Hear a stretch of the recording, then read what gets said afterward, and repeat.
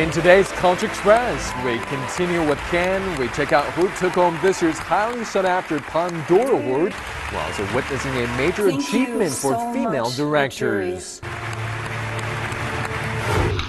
Chinese films have slowly gained recognition around the world, but what about awards? We take a look at the history of China's success on the international stage.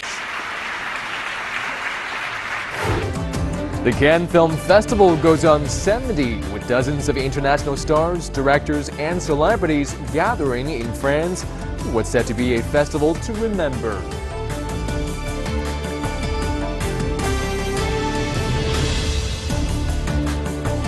Hello, welcome to Culture Express on CGTN. I'm Julian Walken in Beijing. Thank you for joining us.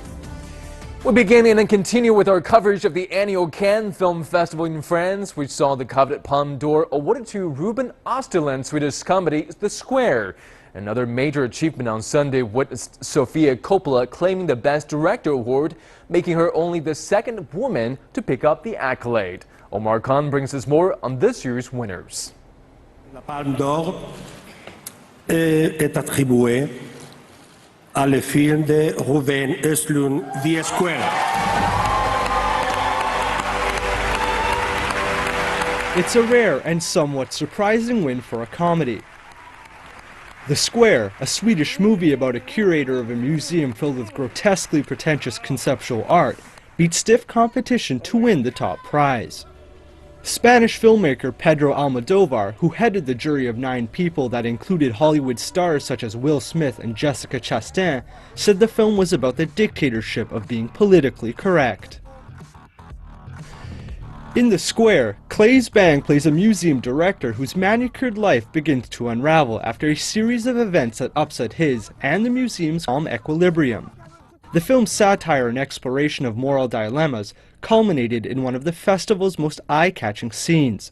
A muscled, grunting man pretending to be a gorilla upsets a black-tie dinner of the museum, sniffing attendees and dragging a woman by her hair. Most odds makers or bookies didn't have The Square as a favorite to win the prestigious Palme d'Or, the top prize awarded at Cannes. Regardless of the odds, the Swedish director called the win surreal. It's surreal, of course. It's fantastic, and I'm super happy that they choose the film that is dealing with this content. And and we aim to do a funny movie at the same time dealing with important questions. And I'm super happy that they picked this film, of course. Meanwhile, Sofia Coppola won Best Director for The Beguiled, her remake of Don Siegel's 1971 Civil War drama about a Union soldier hiding out in a Southern girls' school. Hailed as Coppola's most feminist work to date, the remade thriller told from a more female point of view stars Nicole Kidman and Kirsten Dunst, with Colin Farrell playing the wounded soldier. Meanwhile, Diane Kruger was named Best Actress and Joaquin Phoenix Best Actor as the festival celebrated its 70th anniversary. Thank you so much, jury. Really, I'm overcome with emotion right now. Kruger was honored for her performance in Fatih Akin's In the Fade. She played a German woman whose son and Turkish husband are killed in a bomb attack. Phoenix was recognized for his role in Lynn Ramsey's thriller You Were Never Really Here, in which he played a tormented war veteran trying to save a teenage girl from a sex trafficking ring. The French AIDS drama 120 Beats Per Minute won the grand prize from the jury. Directed by Robin Campillo, the movie centers on the activist group ACT UP in Paris in the 1990s during the AIDS crisis. Omar Khan, CGTN. And for more on this year's Cannes Film Festival, we're joined in the studio by our guest director Wang Xiaoshuai, who has been a favorite at the Cannes Film Festival. Welcome. You've been following the Cannes Film Festival very closely, and I'm sure you have a lot to share with us, but you've also competed and won at the Cannes Film Festival in the past, so we prepared a little backgrounder for our viewers on your trailblazing work. Now, known as for his tender portrayals of youth in films such as Beijing Bicycle, Wang Xiaoshuai is one of the most outstanding directors of the 6th generation in Chinese cinema. Here's a closer look at the journey and story of this talented director. Wang Xiaoshuai was born in 1966 in Shanghai, but spent his first 13 years in Guiyang, southwest China's Guizhou province. He came to Beijing at the tender age of 15 and began his directorial studies at the Beijing Film Academy in 1985. In 1993, Wang shot his first film, The Days. But it wasn't until 2001 that Wang rose to international stardom, when his film Beijing Bicycle won a Silver Bear at the Berlin Film Festival. Drawn from Wang's personal experience, the film tells the story of a youth's search for his stolen bicycle. His 2005 film, Shanghai Dreams, won the Cannes Prix de Jury Award.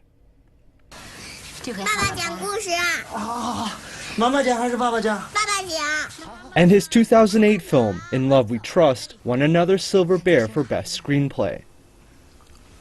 Wang's dedication to film and his contributions to international cinema made him a Chevalier of the Ordre des Arts et des Lettres by France's Ministry of Culture in 2010. Omar Khan, CGTN. And of course, we're seeing a comeback of bicycles here in Beijing again, almost a decade after your film was born. A lot of our viewers recognize you through your film Beijing Bicycle, and I personally love your film Shanghai Dreams, which is a semi-autobiographical film. And it looks as though right now that if you realized your Shanghai Dream today, the film, it won the jury prize at the Cannes Film Festival in 2005, and the only filmmaker from Chinese mainland to have won this award.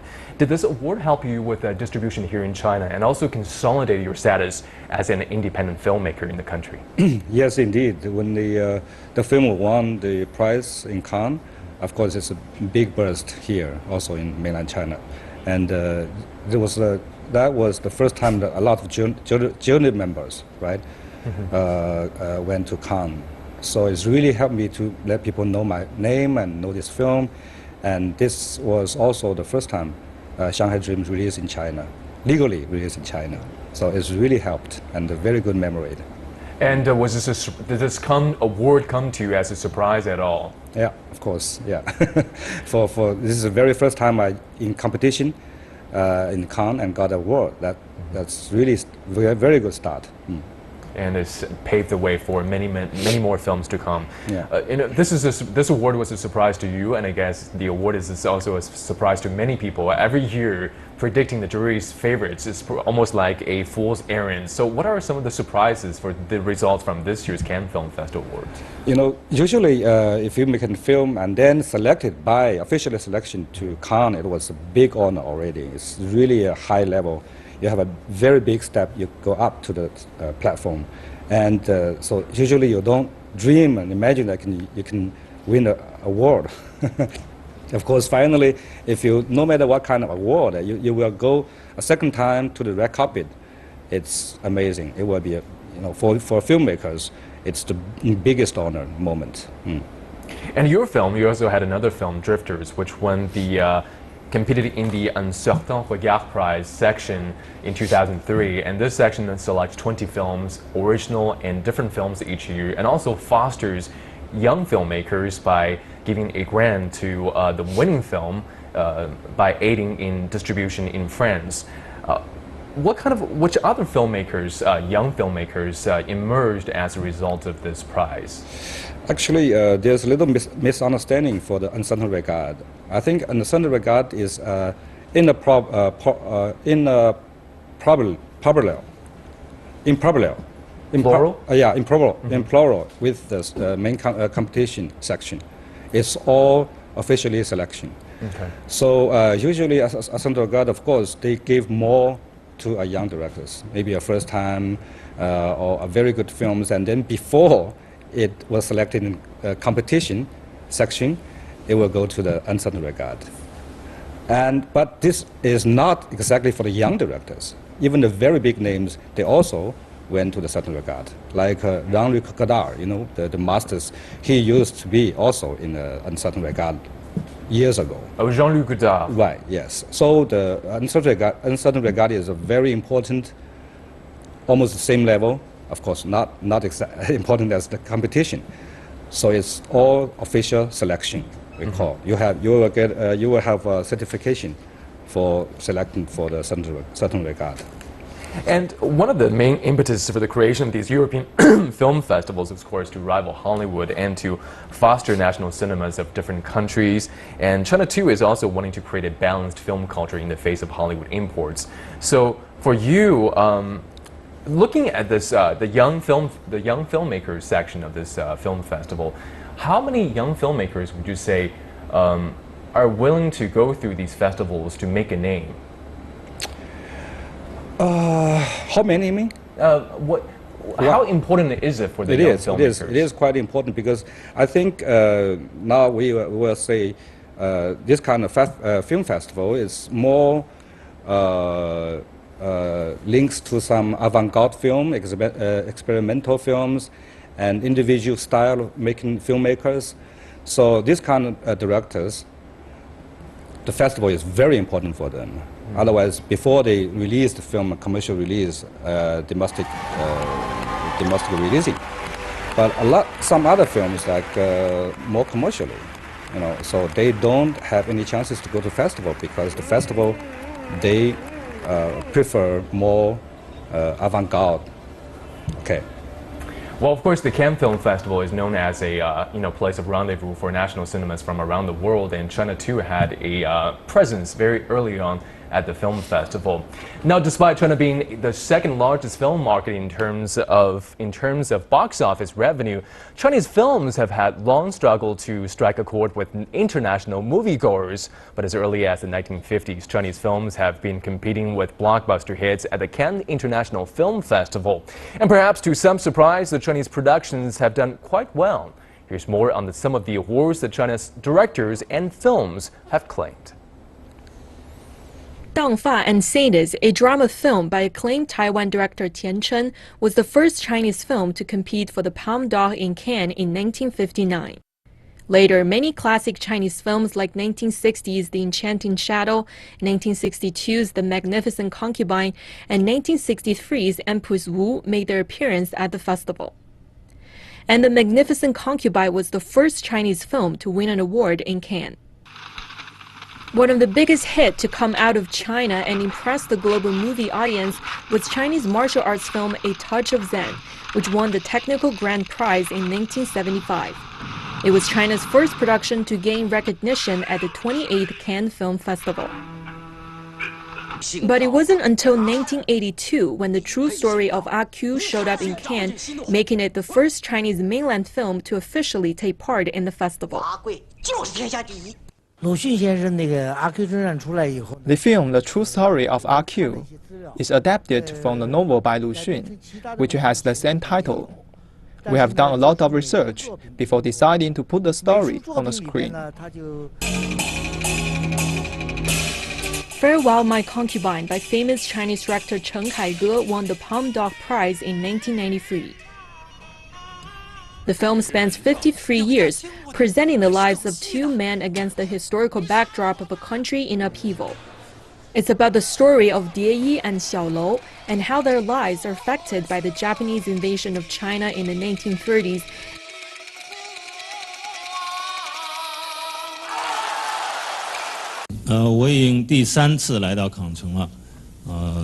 I have been to Cannes 3 times. I have a special feeling about this city. That is why I came here many times. Our film producer Yang Feng has also been here many times. We all love this city.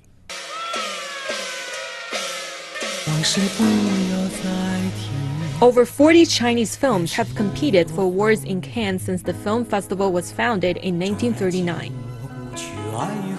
Shen Li, CGTN. The Chinese production Walking Past the Future has made it into the Un Certain Regard category at the Cannes Film Festival, which celebrates stories told in non-traditional ways and styles. It is the only Chinese long feature in the official selection. And the film's Loki director Li Ruijun and his 2 newcomer actors have made a splash with their first-time collaboration. Walking Past the Future premiered in the renowned Debussy Theater at the Palace of Festivals. Among the audience was Ulmer Thurman, the jury president of Uncertain Regard. In spite of the glamorous debut, the 34-year-old director Li Ruijun talks in a plain way about his 5th movie. People may come with certain prejudices or certain presumptions before they watch the movie. I only hope they can focus on the film itself. In the film, Li once again tells the story of his hometown Gansu, a northwestern province in China. This time, however, he puts the spotlight on a girl named Yao Ting, born to a family of Gansu migrant workers in Shenzhen, a pilot city of China's reform and opening up. Played by actress Yang Zishan, Yao Ting drops out school to work in an electronics factory. Her goal, to buy an apartment in Shenzhen for his parents, who returned to Gansu having been laid off. Most of my previous roles were active and extroverted girls, but this time I'm playing a very depressed woman. She has put too much pressure on herself. She shoulders a huge burden from love. The film depicts social realities in a blunt way, from the economic downturn, the skyrocketing housing price, to the pressure of living in a big city on low income.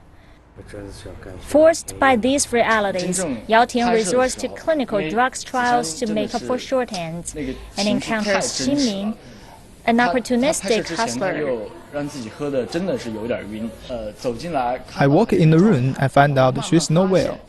And then I realize she has gotten sick because of me. And I had to tell her my true identity. Yang Zishan is truly a great actress. She helped me complete my part. Yin Fang, as a dancer-turned-actor, did meticulous research on his character Xin Min, and even shadowed a migrant worker. On the other hand, the director also gave plenty of creative license to the actors. Another highlight of the film is its open end. On the train to Gansu, Yao Ting and Xin Min sit opposite of each other.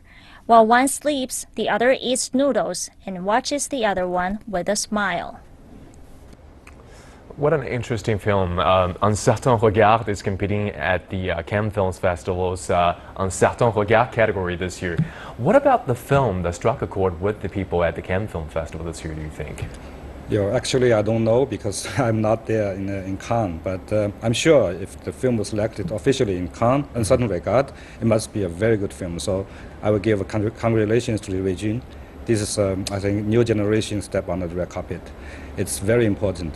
But the film, I think, you can see it focus on the contemporary China. Absolutely. Yeah, you don't see that at the Cannes yeah, Film Festival. And you can see the changing of the society right now. So I think this is quite a very good sensitive for the Cannes Film Festival.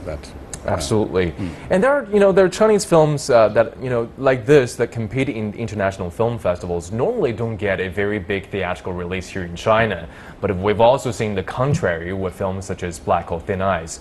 So do films, do we see a clear distinction here in China in terms of exhibition, production, and distribution between films that go to, the art independent films that go to the international film festivals and the commercial films which often almost enjoy this guaranteed pre-sale distribution? It's sort of a paradise, right? Paradox. Is it a dichotomy? Is it a clear distinction, bifurcation between the commercial films and the indie films here in the country? People doesn't want to admit it, but it was there. Because sometimes for selection, the level of the selection of a festival like Cannes, they have very high artistically way of focus on the directors. It's not that commercials. It's not for big mass. It's for a few audience who the like niche market. So how can you say? Because this is quite reality. Because this kind of film, you don't have a big commercial release always, not only in China, it's everywhere. It's not a big commercial Hollywood movie like that. It's not a action movie. It's not a kung fu movie. So this is happen. So I can say that if you want to do the film like this festival, you do as an artistic way, individual style. You have to show it out. If you want to have a good market film, and then you have to obey the commercial rules to making the Hollywood style movies. So this is what festival is. This is why Cannes can really make a history for really another art film history. it's different from audience. It's from the common audience to see film, different. And Black Hole Thin Eyes was, you say, it's a standalone case. Because maybe because it was the genre of the film as a suspense thriller that made it popular to be released theatrically here in the country. But actually, for many years, things like 1950 or 60 or 70, even 80, 90, the film which shown in Cannes, and then they always have a very good release in other countries, all around the world. But because China, we don't open that much, so even the film won the Palme d'Or in Cannes, we couldn't buy in to our cinema. So for audience, they don't have any chances to follow the steps of the Palme d'Or films. Okay. Well, one of the main impetus for the creation of these European film festivals was to rival Hollywood and to foster national cinema, and certainly from different countries. And China too is wanting to create a balanced film culture in the face of Hollywood imports. So are these European cinemas, European festivals, helping with that? I think it's helping a lot. For me, I think I always say that film, artistic film or commercial film is quite different. You cannot say, of course you can win both. Maybe you can get all artistic way and commercial successful. You can have all, but it's quite difficult. So for the festival like Cannes, maybe it's really helped for some certain films to go around, broadcast the world. And especially for Chinese especially films. for Chinese, of course. And this year, of course, is a special year for the Cannes Film Festival. It's been all movies today, and if you love cinema, then the Cannes Film Festival is heaven. Since it first started in 1947, the festival has become the biggest and most glamorous film festivals around the world, attracting over 200,000 people on an annual basis. But this year has been extra special, as organizers threw a star-studded celebration on May 23rd for the festival's 70th anniversary. The spectacle drew mobs of celebrities and a dozen former Palme d'Or winners to commemorate the illustrious French Riviera Festival's birthday. Big names from across the film industry streamed down the Cannes red carpet Tuesday night for an extraordinary ceremony. Earlier in the day, the festival gathered more than 100 current and former Cannes participants for a Cannes family portrait. Among the many in attendance were Will Smith, Charlize Theron, Nicole Kidman, Marion Cotillard, and Jessica Chastain. Then there were others like George Miller and Alejandro Inarritu. Speaking after, Nicole Kidman mused on the experience of getting all of these famous faces in one place. Astounding. Like, I want a copy of that, right?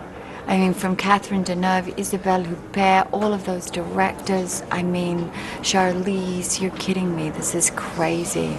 So, seeing Pedro there, I mean, it was just an amazing, school photograph. The most honored guests, though, were the former Palme d'Or winners, several of whom have films at this year's festival. On hand was Roman Polanski, David Lynch, Jane Campion, Ken Loach, and others. They were seated in the front row for the photo and were the last to walk the Cannes red carpet Tuesday night. The sheer congregation of movie stars and filmmakers from around the world has led to some remarkable moments. Now, in its 70th year, Cannes is showing no signs of slowing down. The 70th Cannes Film Festival runs from May 17th to the 28th. Omar Khan, CGTN. Well, this is certainly one of the most glamorous film festivals in Europe. In your opinion, how has the film festival, the Cannes Film Festival, stand out amongst all the other European film festivals? I think for Cannes, it's not only for European, it's for the global, for the earth, for our whole country, whole world. Yeah, for the world. It's world. So number one, of course. And of course, comparing with Berlin and Venice, of course, they have three of the best level festivals around the world, and also they all have a very high level of selecting films. So this festival, unfortunately, is only in Europe. So I hope maybe in the future, maybe in some other countries, can have this kind of level festivals. And it seems to me that aside from fostering young talents at the Cannes Film Festival, the Cannes Festival has also, distinguished itself from the other ones by means of its film market, the marché du film, as well.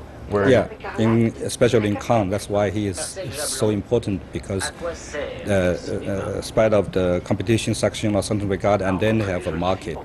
They have world's most important sales agents, buying companies, sales companies, they getting there as a market. And of course, you can see all these years Chinese people more and more go to Cannes because they really doing business there to see more films and selling our films also. And this is why Cannes makes so important. Yeah. People are going to Cannes and people want to figure out how to make Cannes happy. And I think the question for a lot of viewers is, what are Cannes Film Festival sensibilities, and what kind of films is the Cannes Film Festival looking for? People now know if you go to Cannes, you can see the best film in the world, best 20 or 40 films in the world this year, and you can see all the superstars, all the big names, and also you can, for the vanity, right? You can have show the red carpet, and then you can, for filmmakers, if you go there, you can feel dignity, really like you are the king or queen in the moment. So this is quite attractive by Cannes anyway. So this is, people went there and people really want to go and go again. And people really want to, but the only way you go to the red carpet is making good films. Making the best film was selected by there. And of course, aside from the films, people also go to the film festivals to mingle as well. What's your favorite memories, things that you enjoy the most from Cannes Film Festival? Yeah, actually, there's a lot to mingle there. But yeah, for me, my best memory is like, I think 7 years ago. I don't know, 2005, yes. That night when we got the jury prize, it's not that big prize anyway, but still you were there. And then our group of people went to the after party. It was firecrackers over there, and then music from the sea, and then you are there. You are there among with the best environment, the best filmmakers, and you're one of them. And it makes, okay, this is film. This dignity and this really, really honor to be a director like that. You will never forget. And also hear stories of people lining up, queuing up at the Cannes Film Festival for a taste of dim sum at the Chinese night as well. Have you ever gone to the Chinese night? We had Chinese night before, but now every year we all have Chinese night, Taiwan night, lots of Hong Kong night. But yes, now we're getting rich and rich. There's a lot more money, and then people can do more parties there. And even some magazines, some people, even some I don't know if you don't know his name or her name, but they can go wearing some shoe to go to the red carpet. Even you don't have any films, it's like a free country that you can come. But I hope, maybe really hope that next time or some other years we have more Chinese film in competition or in certain regard. So this year we have to congratulations Li Ruijing and also Qiu Yang. He won the Palme d'Or in the short films. Okay, well, we certainly look forward to seeing more of your films in the official main competition, and also at the Chinese night as well, and, mingling with all the other people and actors and actresses. Well, thank you very much for your insights. Thank you very much. I pray and dream to go back. And that's all the time we have for today's show. Before we go, I'll leave you with clips from some of the films that won at the 70th Cannes Film Festival. I'm Julian Walken in Beijing. Stay tuned for more CGTN news coming up next.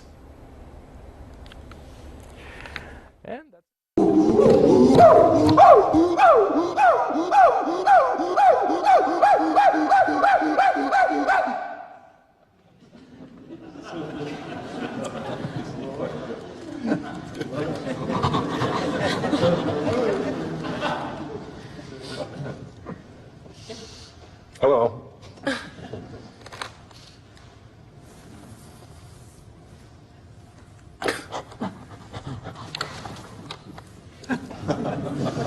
Stop it.